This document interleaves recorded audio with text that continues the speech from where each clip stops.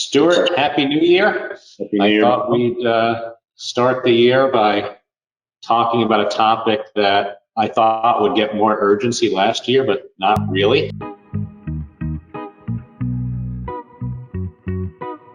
We're 1 year away from what people are calling the Cookiepocalypse, also known as the moment that Google will stop supporting third-party tracking codes or cookies.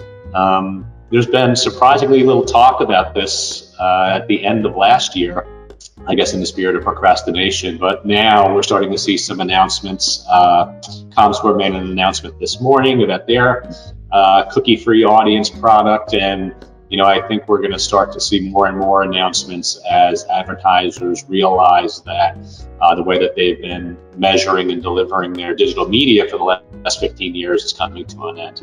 So Google 1 year from now will be doing away with third-party tracking codes. So maybe we could talk a little bit about why is Google doing this and how did we get here? Yeah, I think that I think the why is really important. So I think why Google is doing this, I think, is largely in response to a growing awareness among consumers as they consume digital media and use digital devices more, that a lot of that activity has been tracked and monitored.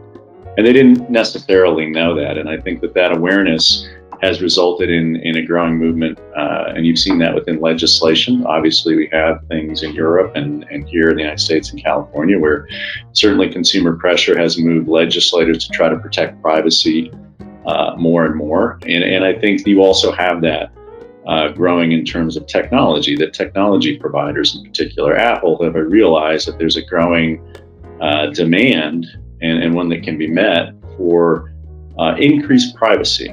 Right, and I think that's happened because consumers sort of realized in many cases they didn't have a dog in the fight.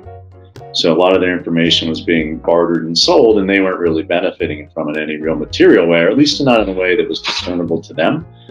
And so they've kind of said, I'd like to opt out, and there's a big market opportunity to help them do that. And Apple's capitalized on that, and I think Google and others have realized that. Because of this kind of legislative pressure and because of this consumer pressure and growing awareness, that we just can't continue to sort of track consumers without their knowledge and permission. So that's kind of the larger context as I see it. And then I think that, what's happening is largely a response to that. So the technology is changing in response to that. And as the technology changes and we lose some, if not all, of the ability to track an individual, right, across devices and across different web properties and across different time periods. And, that is going to change fundamentally the way that business has been done on the internet, at least from an advertising standpoint. Well, Apple's certainly been leaning into this while they're hammering Facebook in their practices. They're almost using it as a brand differentiator of sorts. So in terms of, what we're going to be facing a year from now, what would you say is the immediate practical impact of this on advertisers? And what are you talking to our clients about? Yeah, I think the reality is it's already impacting you. And most people kind of seeing this in the data as Apple has rolled out some of these changes. We've seen some of the impact already, and we've seen our ability to track certain things be limited. So this is already kind of upon us to some degree. And that's making it harder in some cases to use those methods to make sense of what you're doing. So that's one thing that we're seeing is there's a lot of noise in some of the data. And we know that we're getting a somewhat incomplete picture, just based on what we previously used to see and what we're seeing now. And we compare those two things. So there's kind of already an impact that's happening, I guess, is one thing. So it's not like, on this day, in 2022, all of a sudden it's going to impact It's impacting you right now, right? And if you're not already kind of looking at it, like that's a concern because there's definitely, if you just look at, the number of devices that are out there and the rollout of Apple's latest updates and how many people are opting out, it's already impacting you. So that's something I would say that, is kind of a reality. And then I guess the question is like, well, what do you do about it, right? And that's kind of like a discussion a little bit. And I think that the thing that surprised me more than anything in the industry is how little discussion there's been on this topic, given that from my point of view, it's fundamental, right? It's tracking kind of on an individualized basis and being able to stitch it together to create both a really effective target and also really effective measurement has been the promise of digital marketing. It has been one of the reasons digital marketing has grown and eclipsed traditional marketing, and has given growth to the largest companies, some of the largest companies in the world today, like Google, Facebook, others. So like the fact that the fundamental piece of what made that possible is going away is kind of big news in my mind, and not being talked about that much. And I think one of the reasons it's not being talked about that much is because there's not a really attractive, easy solution.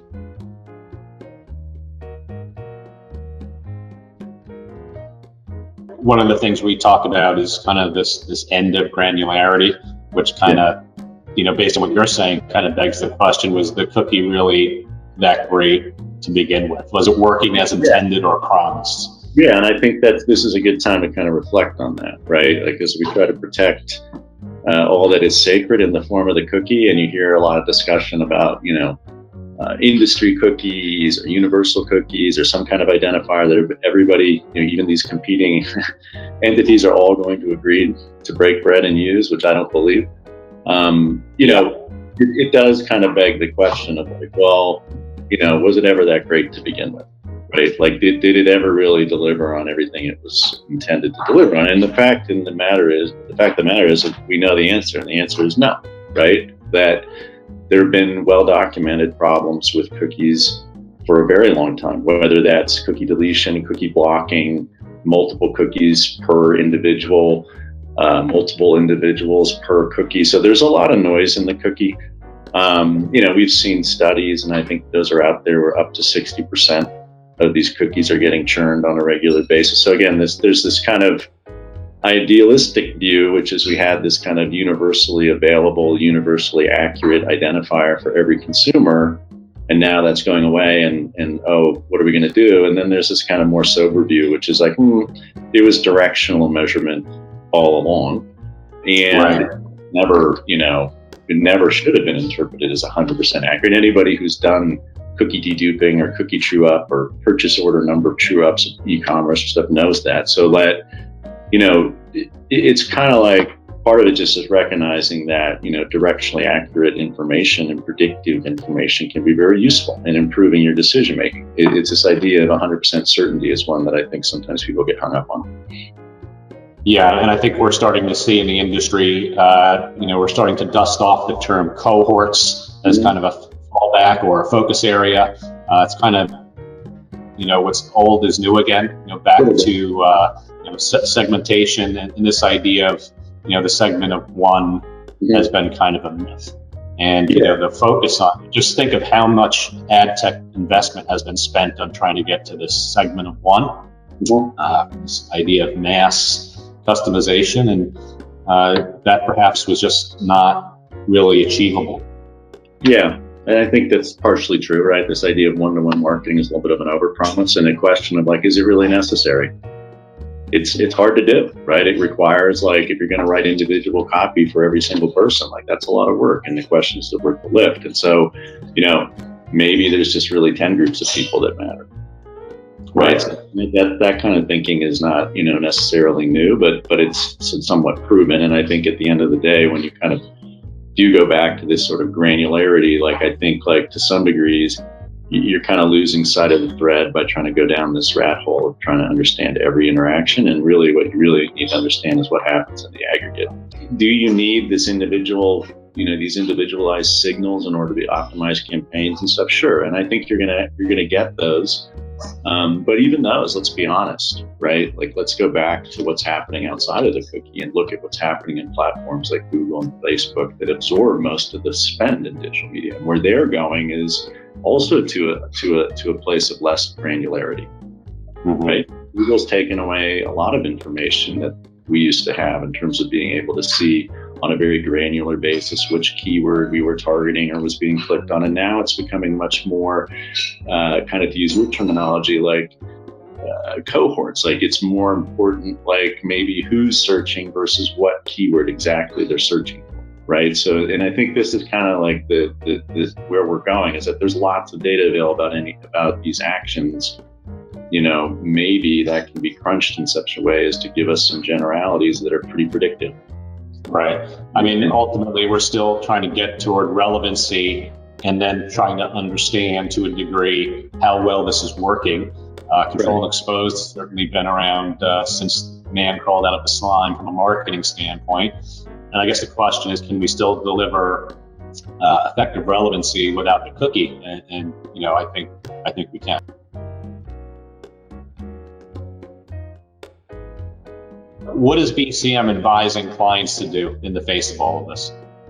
Yeah, I think the first thing we're kind of advising clients to is really get their sort of first-party data and first-party customer information in order. So in particular, things like Google Analytics, which are going to be important because these cookies that are in existence and the identifiers that are in existence, the ones that are affiliated with large entities like Google, are probably still going to have a lot of consumer permission attached to them. People want their Gmail, people want their Google Maps, right? People are going to give those companies permission in a limited fashion to track and analyze them, and you'll be able to kind of ride on that to some degree. So the biggest of those ones being Google.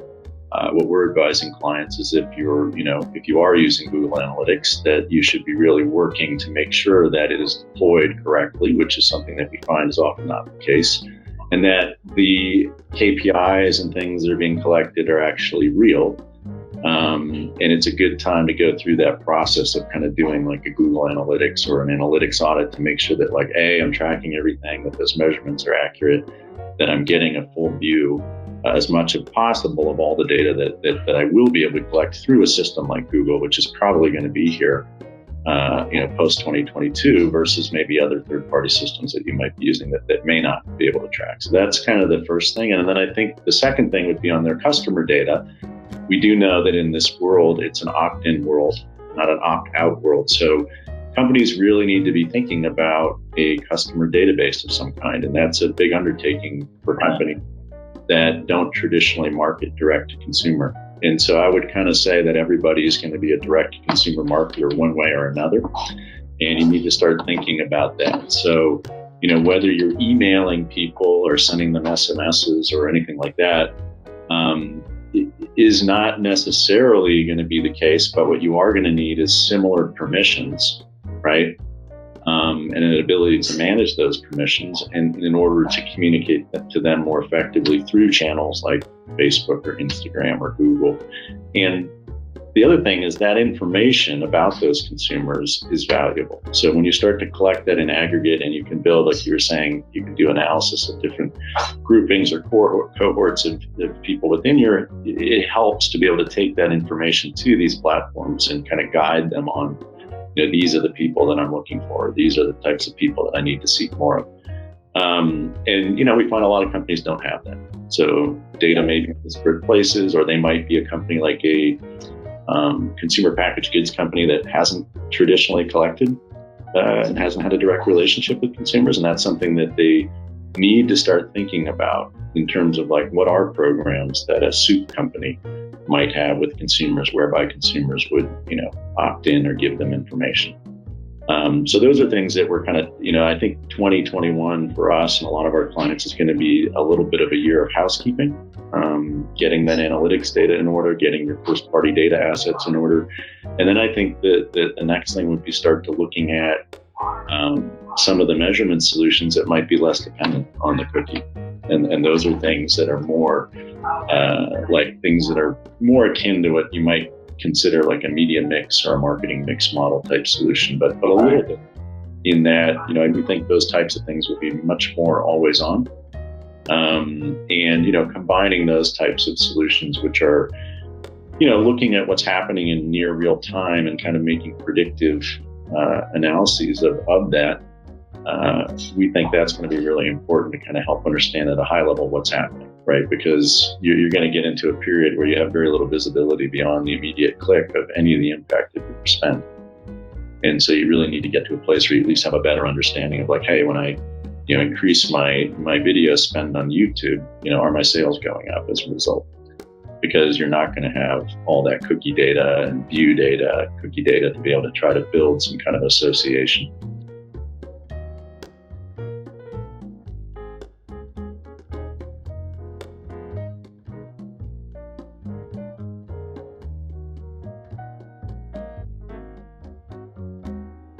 However, some of our clients are maybe a little chagrined that they're having to now invest in capabilities, perhaps, that their media partners or their agencies were kind of handling in the background, particularly around customer databases, or even the ownership of proprietary segments, and then being able to provision those to either media properties or agencies. So there's almost this idea that there's some infrastructure investments out there that are perhaps, some clients aren't accustomed to. Maybe it's a Salesforce marketing cloud that they're trying to put in place to try to generate some marketing automation, or other platforms like that to keep order of all of this stuff, because compliance is important too. And, we haven't seen the end of legislation by any means, right? And so I think that's a reality too. And I think also just a growing expectation, right? There's sort of like, which side of this do you want to be on as a brand? Do you want to be on the side where the legislation is chasing you?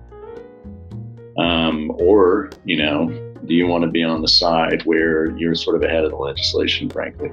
And I think that, that's probably a different answer, but I think for most consumer-facing brands, you probably want to be ahead of the legislation. And, there's real financial risk to not being ahead of the legislation. So, it's being in the wrong side of it. So I think, right. I think this year is a little bit of a housekeeping year. I think that, you're right in that, nobody wants to hear the answer is more investment. That's always a tough one. But I think, the reality is, look, I don't make the news, I just report it. And so there's kind of this issue of this is happening whether we like it or not. What do we do about it? I think the good news is that there's a lot of these things that you need to do that you should be doing anyways, right? And this is it's kind of like the year Y2K did a little bit. If people were around, remember that. It's like that caused an awful lot of computer code across the United States to be reviewed. And during that review, a lot of that code was cleaned up. That had nothing to do with Y2K. It was just cleaned up. And that was probably a good thing. Right. Well, you can argue there's a very cost benefit of that. But the reality was there was some good that came out of that process. I think this is similar, where it's okay, we got some housekeeping to do. The reality is our analytics probably do need to be more buttoned up. We probably do need a process for monitoring our tags and ensuring data integrity and things like that. And so a lot of clients could benefit from that regardless. I think the other thing is this issue of customer data is important because the mechanism and the framework for marketing across platforms like Facebook and Google is becoming, I have information about my customers. I bring them that information to the party. That platform uses that information or augments that information to get me a larger share of those types of people.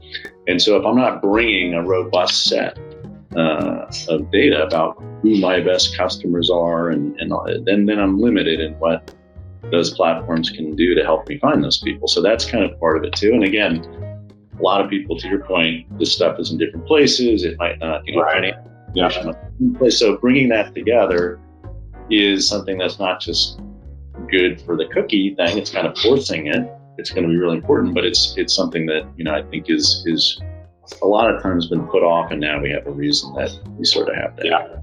Yeah.